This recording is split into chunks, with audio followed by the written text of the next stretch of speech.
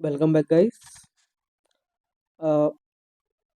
तो NSV medical college Jabalpur के लिए जो काउंसलिंग होनी थी उसकी डेट आ चुकी है। तो NSV medical college Jabalpur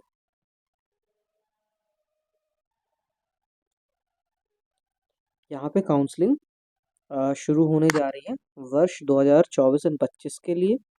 paramedical पाठ्यक्रम MPT, BPT, BMLT, ophthalmo, dialysis, cath lab, anaesthesia, OT, ECG course में प्रवेश हेतु जिन छात्रों ने आवेदन किया है उनकी काउंसलिंग निम्नानुसार दिनांक में मेडिकल कॉलेज के ऑडिटोरियम हॉल में प्रातः 10:30 बजे से होगी। ठीक है। तो जिन जिन लोगों ने एनएसवी मेडिकल कॉलेज में एडमिशन के लिए फॉर्म भरा है वो लोग कैटेगरी वाइज आगे हम देखेंगे, है ना। उस दिन आपको वहाँ पहुँचना होगा। कहाँ पे? ऑडिटोरियम। और ये रहेगा थर्ड फ्लोर।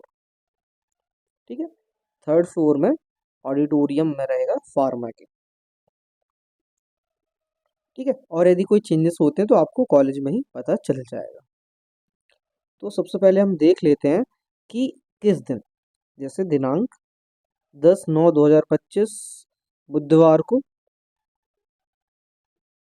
उस दिन ST/SC श्रेणी के छात्रों अ, जो है उनकी काउंसलिंग होगी और सभी दस्तावेज की जांच होगी। जिनको सीट मिलेगी उनको सारे अपने दस्तावेज दिखाने पड़ेंगे, डॉक्यूमेंट्स।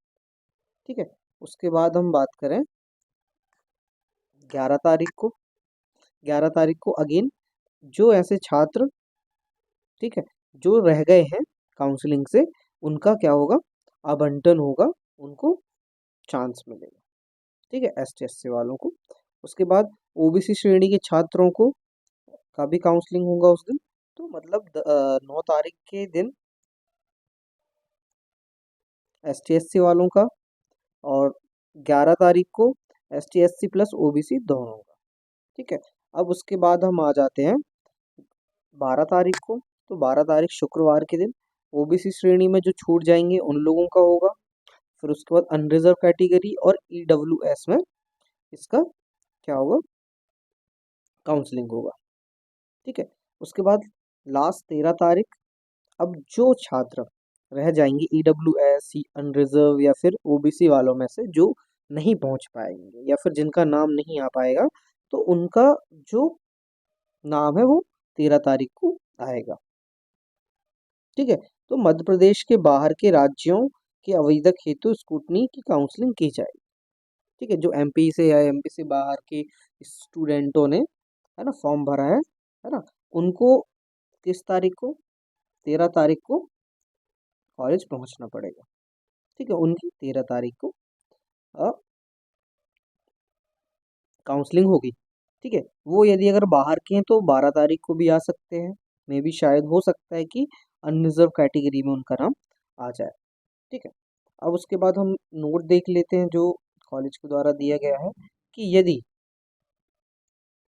ठीक है, यदि स्कूटनी में मतलब जो काउंसलिंग है उसमें छात्र के चाहे गए सूची अनुसार सभी मूल दस्तावेज होना अनिवार्य है। कोई भी दस्तावेज कम होने पर काउंसलिंग में भाग लेने की पात्रता नहीं होगी। ठीक है। ये एनएसवी मेडिकल कॉलेज के नियम है, बताया गया। ठीक है। अब बहुत सारे छात्रों ने पूछा है कि सर मेरिट लिस्ट, ठीक है, ठीक है, अब मेरिट लिस्ट जो बनती है, ठीक है, वो मेरिट लिस्ट आपको, जो आपका काउंसलिंग रूम होगा उसके बाहर जो नोटिस बोर्ड होगा, ठीक है, जो नोटिस बोर्ड होगा वहाँ पे आपको कैटेगरी वाइज, जैसे SC, ST, ठीक है, OBC, अनरिजर्व कैटेगरी, UR, ठीक है, और AWS, ये अकॉर्डिंग टू आपको वहाँ पे नोटिस बोर्ड में मिल जाएंगे। ठीक है। तो घबराने की ज़रूरत नहीं है कि हमारा मेरिट लिस्ट में नाम होगा कि नहीं होगा। सबका मेरिट लिस्ट में नाम होगा, बस उसका जो सीक्वेंस है वो थोड़ा ज़्यादा हो सकता है, लेकिन सबका नाम काउंसलिंग में होगा। ठीक है, मेरिट लिस्ट में होगा। अब मेरिट लिस्ट में नाम आ जाता है, उसके बाद क्या करना पड़ेगा या कैसे चीज़ें होती हैं, तो उस चीज़ के लिए मैंने प्रीवियस वीडियो में एक पूरा फुल डिटेल जानकारी दी है कि कैसे काउंसलिंग होती है और कैसे काउंसलिंग हम अटेंड करते हैं और कैसे कोर्स मिलता है। ठीक है। और मैं नेक्स्ट वीडियो में बताऊंगा कि यदि ऐसे स्टूडेंट जो बीपीटी के लिए अप्लाई कर रहे हैं और जो उनको नहीं मिल पा रहा है, तो मैं नेक्स्ट वीडियो में सारे जो भी मेडिकल के कोर्सेस हैं, ठीक है, जैसे बीपीटी, डीएमएलटी, ऑप्थेल्म, नेत्र सहायक, dialysis, cath lab, anaesthesia, OT, ECG, इन सब की एक सेपरेट वीडियो बना दूंगा। आप उन सब्जेक्ट्स के बारे में समझ लेना, जो आपको अच्छा लगे, जो फील्ड आपको अच्छी लगे उस फील्ड को आप चुन सकते हैं ऑप्शनल में। ठीक है। और इसको मैं एक बार फिर से बता देता हूँ कि 10 तारीख को, ठीक है, 10 तारीख को एसटीएससी वालों का काउंसलिंग होगा। 11 तारीख को एसटी/एससी में जो बच गए हैं और ओबीसी का होगा।